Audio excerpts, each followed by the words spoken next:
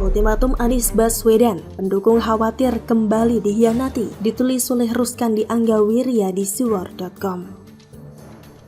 Sebelum kita lanjut, jangan lupa subscribe dan nyalakan loncengnya agar Anda menjadi yang pertama mendapatkan informasi dari jurnal terupdate.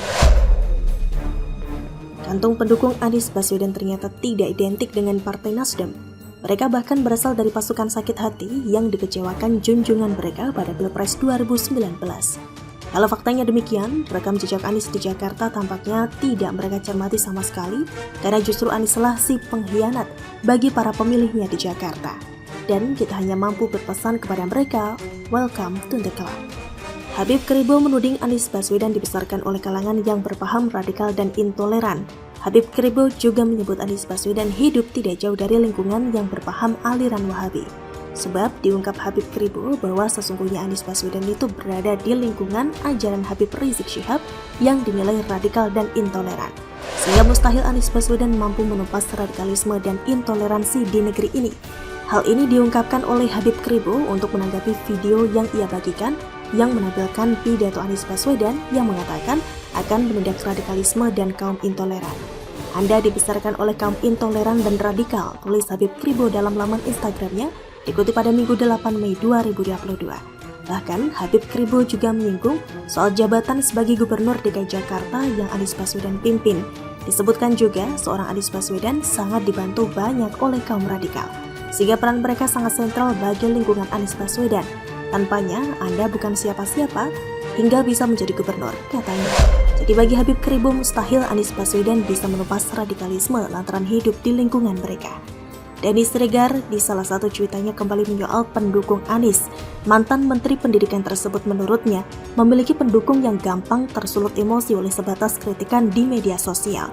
Dirinya memberikan pengakuan bagaimana setiap unggahannya selalu saja ada yang mengamuk dan mereka adalah pendukung Anies.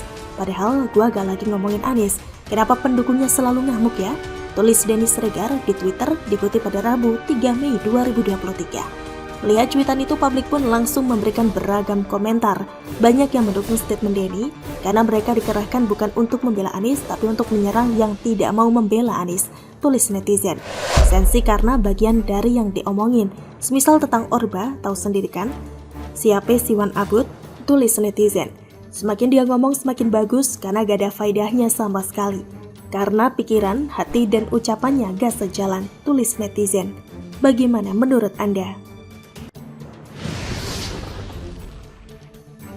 Perang level Dewa Catur Jokowi kepada Gubernur Lampung bikin mules ngakak, ditulis oleh Manuel dari suwar.com.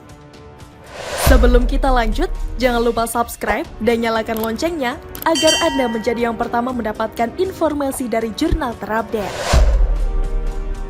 Presiden Joko Widodo ngeprank Gubernur Lampung hari ini.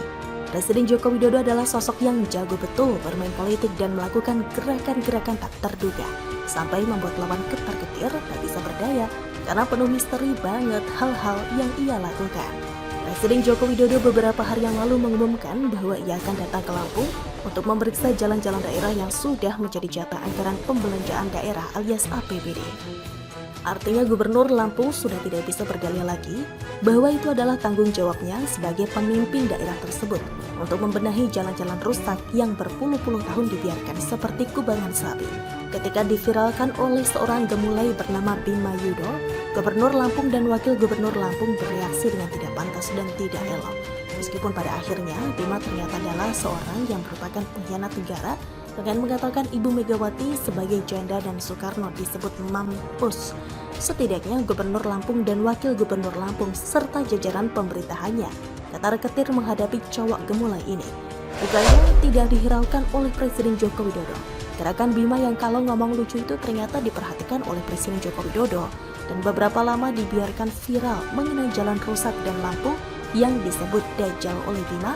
Presiden Joko Widodo mengeluarkan statement bahwa ia akan datang ke Lampung lewat jalan darat. Ini nih yang bikin seru, karena seorang Bima kalau tidak bisa bikin jalanan Lampung diperbaiki secara tuntas dan benar-benar berkualitas, ya memang harus Presiden Joko Widodo yang turun tangan dan memberikan statement bahwa ia akan hadir untuk menginspeksi jalan-jalan yang ada di Lampung. Menteri PUPR, yakni Bapak Insinyur Basuki Hadi Mulyono mengatakan bahwa kunjungan Presiden Joko Widodo memang terkait viralnya foto-foto dan video-video Lampung yang jalanannya seperti kubangan sapi. Menteri PUPR juga ikutan ngeprank jajaran bawahannya yang ada di daerah, termasuk Gubernur dan Wakil Gubernur Lampung. Dan beberapa saat hitungan jam setelah Presiden Joko Widodo disebut-sebut akan datang ke Lampung, Gubernur Lampung langsung ketar-ketir keringat dingin dan inspeksi jalanan yang katanya akan dilalui Presiden Joko Widodo. Dia bolak-balik ke sana ke sini sambil menyeka keringatnya sesekali dan menahan nafasnya, melihat bagaimana buruknya infrastruktur di Lampung yang begitu kelihatan kurang diurus, kalau gak mau dibilang gak pernah diurus. Dan pada akhirnya apa yang terjadi? Apakah Presiden Joko Widodo jadi hadir hari ini pada tanggal 3 Mei 2023? Ternyata tidak jadi, saudara-saudara. Dan kita melihat bagaimana Gubernur Lampung pun yang mendadak menjadi Bandung Bondowoso seperti dalam cerita mitos Candi Prambanan, ternyata gagal skenario pencitraan murahan ala Gubernur Lampung tersebut. Joko Widodo tidak jadi hadir dan gak tahu apakah batal atau pending. Yang pasti, cerita Roro Jonggrang tidak terlaksana karena sang mempelai tidak jadi datang. Kalau Candi Prambanan ini mengisahkan sebuah kisah sedih untuk Bandung Bondowoso, Gubernur Lampung saat ini sudah bukan sedih lagi tapi meraung-raung karena duitnya sudah dipakai dengan amat sangat banyak buat bangun jalan. Tapi yang memang itu kan yang menjadi tujuan ngepranknya Jokowi kepada Gubernur Lampung. Tujuannya ya jalanan diperbaiki dan memang lewat prank mungkin baru terjadi.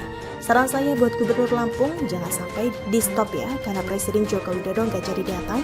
Jangan kaget kalau nanti Presiden Joko Widodo tengah malam ketuk rumah lu, dan ketika kamu buka pintu sambil berteriak-teriak siapa yang datang malam-malam sambil kucek-kucek mata pakai piyama cantik, Presiden Joko Widodo mengagetkanmu dengan kalimat-kalimat, "Ciluba, saya datang loh." Tapi kelihatannya kalau Jokowi yang melakukan itu kurang seru karena memang kelihatannya Presiden Joko Widodo wajahnya tidak terlalu punya pembawaan humoris.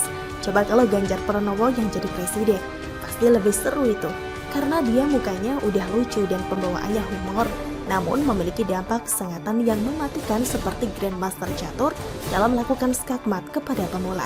Saya nggak sabar bagaimana nanti Ganjar Pranowo kalau jadi presiden 2024-2034 membuat prank yang begitu lucu kepada orang-orang yang nggak kerja.